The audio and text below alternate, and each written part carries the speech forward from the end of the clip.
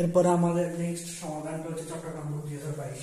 So এখানে গুরুগতে কি বলছে, এ বস্তু কর্তৃক এবি তলের উপর চাপের মান নির্ণয় করো। এ বস্তু কর্তৃক, এটা এ বস্তু 600 গ্রাম ভরের, এটার উপর এটার এই মানগুলো দেওয়া আছে। এই বস্তুটা আমরা এবি কর্তৃক তলের চাপের মান নির্ণয় করব। তোমরা বলো, আমি এই পাশে করতেছি, মানে এই পাশ থেকে এই পাশে যাবো, তো এখানে আগে করতেছি চাপটি চাপটি বলমান ক্ষেত্রফল, মানে 1/a। তোমার কাছে কি বলমান দেওয়া আছে? বলমান দেওয়া নেই, তুমি লিখবা, এখানে লিখবা mg বাই কত লিখবা a। তো এখানে এম এর মান কত দেওয়া আছে? এই যে এম এর মান ভরটা কত গ্রাম দেওয়া আছে? 600 গ্রাম। তোমার এখানে এ বস্তুর ভর লিখবা n কত গ্রাম? 600 গ্রাম। 600 গ্রামকে তুমি 1000 দ্বারা ভাগ করবা। 600 কে 1000 দ্বারা ভাগ করলে এটা কি চলে যাবে? কেজিতে। 600 কে 1000 দ্বারা ভাগ করলে কত হয় দেখো, 600 ভাগ 1000, 600 ভাগ কত? 1000 ভাগ করলে কত হচ্ছে? 0.6 কেজি। তাহলে 0.6 কেজি। এখানে দেখবা 0.6 এবং জি মান কত? 9.8। তাহলে তোমার লাগছে কি? ক্ষেত্রফল। যেহেতু এবি বস্তু, তাহলে এ আর বি, তুমি লিখবা এবি বস্তু ক্ষেত্রফল। এবি বস্তুর ক্ষেত্রফলটা কিভাবে বের করবা? এবি বস্তুর ক্ষেত্রফলটা গুণ করে ফেলো। 10 গুণ 5 মানে কত সেন্টিমিটার? 50 সেন্টিমিটার। তো যেহেতু তোমার এখানে 50 সেন্টিমিটার, সব অবশ্যই মিটার স্কয়ার হবে। তো ক্ষেত্রফল তো 10 সেন্টিমিটার 5 সেন্টিমিটার গুণ করলে সেন্টিমিটার স্কয়ার হবে। 5 × 10 = 50 সেন্টিমিটার স্কয়ার। এখান থেকে তোমার যদি এটাকে এই মিটার নিতে চাও, তাহলে 100 দ্বারা ভাগ করলে হবে না, কিন্তু এখানে স্কয়ার আছে। সো 100 দিয়ে আর কি করতে হবে? ভাগ করতে হলে তারপর সেটা মিটার স্কয়ারে যাবে। মনে রাখবে সব সময়, যদি তুমি কোনো একটা মানকে সেন্টিমিটার থেকে মিটার নিতে হয় 100 দ্বারা ভাগ করতে হয়, কিন্তু যদি এটা যেহেতু ক্ষেত্রফল, সো এটা স্কয়ার থাকার কারণে এখানে তোমার এই যে 100 দ্বারা ভাগ করতে, এখন স্কয়ার থাকার কারণে এটা 2 দ্বারা ভাগ করতে হবে। তারপর তোমার দেখো 50 ভাগ 100 গুণ, দেখেন ঠিক অবশ্যই 100 গুণ 100 ভাগ করলে কত মান দাঁড়াতেছে তোমার?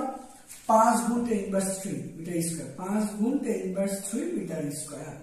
সো এবার এখান থেকে তুমি এখানে যদি 5 গুণ 10^3 মিটার স্কয়ার দিয়ে দাও, তাহলে তোমার উত্তর বাড়ি দিতেছে আলটিমেটলি। আর আমি লিখতেছি 0.6 গুণ 9.8, তারপর হচ্ছে ভাগ দিয়া অ্যানসার দিয়ে দিব। এটা কত বাড়ি দিচ্ছে আমার? 1176 প্যাসকেল। তাহলে তোমার আলটিমেট চাপ বাড়ি দিচ্ছে 1176 প্যাসকেল। শেষ বর্গ শেষ। এরপরে গুণাঙ্ক মোটামুটি সহজ আছে।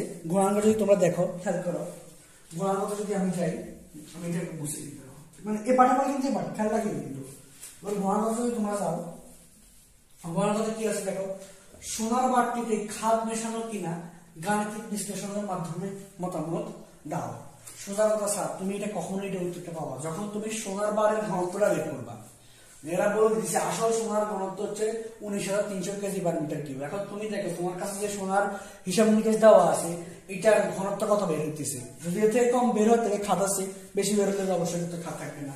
দেখো আমার এখানে সোনার বারে কিন্তু বাতাসের ওজনটা দেওয়া আছে 10 গ্রাম। ডাব্লিউটি এটা মেবি আমার একটা ধারণা সোনার বার পরিমাপের একটা একক হিসেবে ব্যবহার করা হয়েছে, অন্য কোনো কিছু না। তুমি দেখবা দেওয়া আছে সোনার বারের বাতাসের ওজন, তুমি দেখবা দেওয়া আছে সোনার বারের বাতাসের ওজন। এই সোনার বারের বাতাসের ওজন ডাব্লিউ কিন্তু এমজি, এটা মাথায় রাখিও কিন্তু। ওজন ডাব্লিউ কিন্তু এমজি, এর মান কত? 10 গ্রাম। তুমি 10 গ্রামকে কেজি নিতে হবে, কিন্তু জি মান কত? 9.8। 10 গ্রামকে কেজি নিতে হলে কত ভাগ করতে হয়? 1000 দ্বারা। 1000 দ্বারা ভাগ করে 9.8, হ্যাঁ, গুণ করবো। তাহলে কত বাড়ি দিচ্ছে তোমার? আলটিমেটলি আমি লিখবো 10 ভাগ কত? 1000। যে মানটা তুমি পাইছো না, ওই মানের সাথে তুমি কত গুণ করবা? 9.8 গুণ করবা। গুণ করলে পাচ্ছ কত? 0.098 নিউটন। 0.098 ওজনের কি নিউটন? হ্যাঁ, 0.098 নিউটন। এটা হচ্ছে সোনার বারের বাতাসের ওজন। আর তুমি সেম কাজ নেবে সোনার বারের পানিতে ওজন। পানিতে ওজন কত? ডাব্লিউ কত? এমজি। এটা বাতাসের কারণে আমি এ লিখলাম, এ মানে এয়ার, আর পানিতে মানে ডাব্লিউ লিখলাম, মানে তাহলে ওয়াটার। হ্যাঁ, তাহলে সেম ভাবে এমজি আর মান কত? এখানে আছে কত গ্রাম? পানিতে হচ্ছে কত? 9.48 গ্রাম। তুমি লিখবা 9.48 কে তুমি 1000 দ্বারা ভাগ করবে, তাহলে কেজি চলে যায়, গুণ 9.8। তো 9.48 কে 9.48 কে কি ক্যালকুলেশন দিতেছি কেন? 9.48 নিচে দেই। এবার কি করব? 9.48 ভাগ 1000 কে ভাগ করে এটার সাথে তুমি কত গুণ করবা?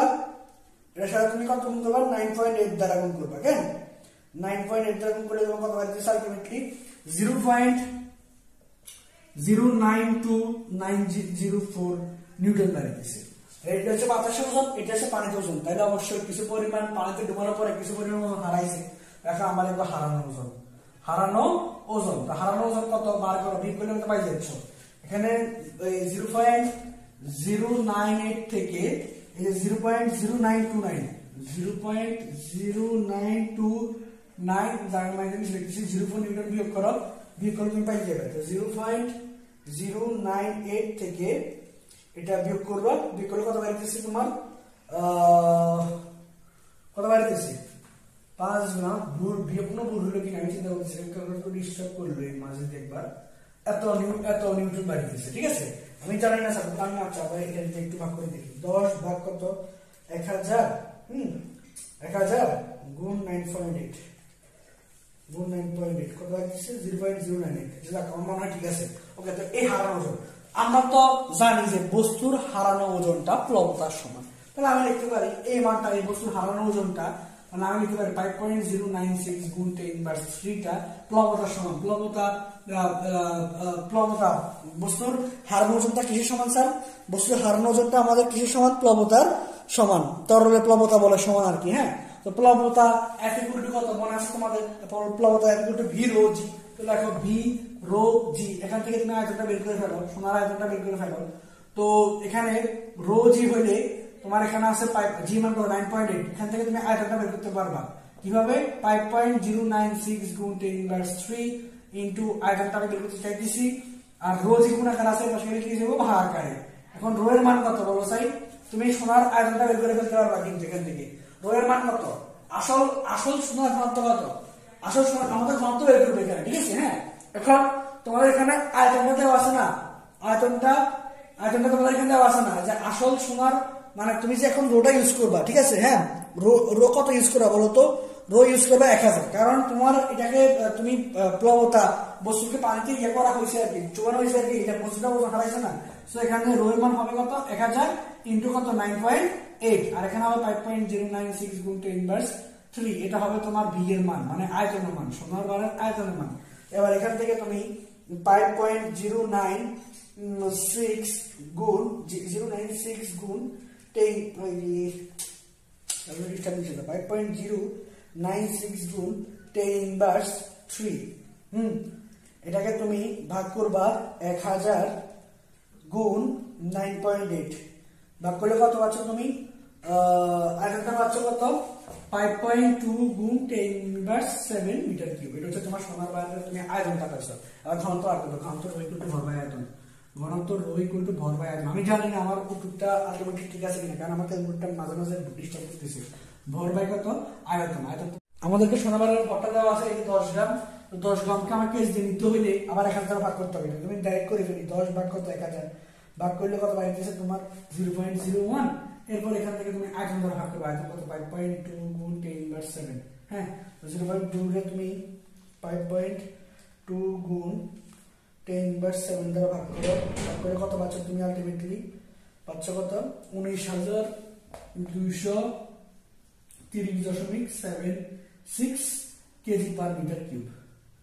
তাহলে তোমার এখানে আছে 19,230। তার মানে অবশ্যই সোনার ভিতরে কি আছে? তোমার এই সোনার বাট্টার মধ্যে কি আছে? অবশ্যই খাদ বিদ্যমান আছে। নাহলে তাহলে আমার এখানে এরা বলে দিচ্ছে আসল সোনার ঘনত্ব হবে 19,300, এখানে বাড়িয়েছে 19,230। তা আমি দেখলাম যে তাহলে আমার আনসারটা না ঠিক আছে, আমি চেক করে দেখলাম আমার আনসারটা মিল আছে, তাহলে আমাদের হিসাবে কোনো ভুল হয় নাই। তো এখানে খুব ইজি ছিল। তোমার সোনার বারের বাতাসের ওজন তুমি বের করলা, আবার পানিতে ওজন বের করলা, বাতাসের ওজন থেকে পানিতে ওজন বিয়োগ করে দিলে তুমি হারানো ওজন পাবে। আমরা জানি হারানো ওজন প্লবতার সমান, এই কারণে আমরা হারানো ওজনের মানটাকে লিখছি প্লবতা বলে সূত্র হচ্ছে = v ρ g। এখান থেকে আমি সোনার বারের আয়তনটা বের করছি, কারণ আয়তনটা আমার ঘনত্ব বের করতে লাগবে ভর বাই আয়তন। সোনার বারের বাতাসের ওজন কত ছিল? 10 গ্রাম, সেখান থেকে আমরা আয়তনটা ঘনত্বটা বের করে ফেলছি। আশা করি তোমরা সবাই বুঝতে পারতেছো। তারপর আমরা আমাদের পরবর্তীটা পাইতে ফলো করে রাখবা, কেমন?